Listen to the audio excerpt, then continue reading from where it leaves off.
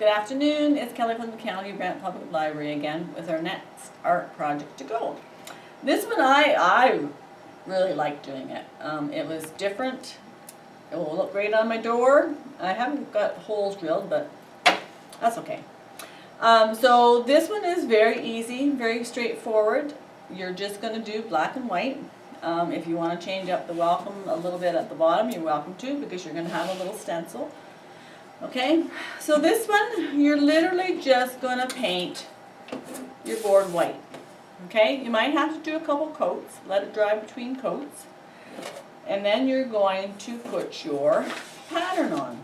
Okay, this is not the original pattern. I've changed it up the way I wanted my trees to look. So you want to change it up, feel free to change it up.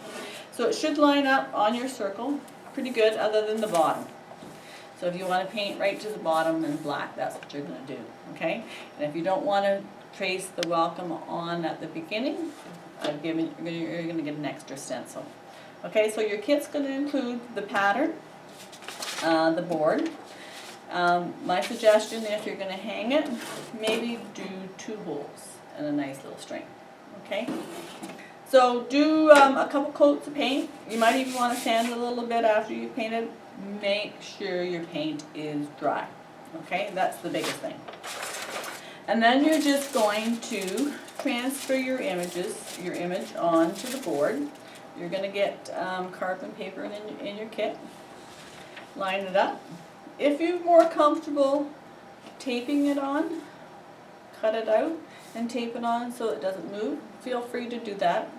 A lot of people do, and it actually is a good idea, because I would often just peek under to make sure I got my pattern on right. So just literally trace the pattern. So I'll just do a couple little pieces just so to show you what it's going to look like. And if you want to change up your tree, this is a good time to do it, or when you start painting, it's a good time to do it. So you're going to see the nice lines that your carbon makes. And it will only make those nice lines if your paint is really dry. Okay? So have fun doing it. You can add a little extra. You can take one of the mousse out if you don't want the extra mousse in.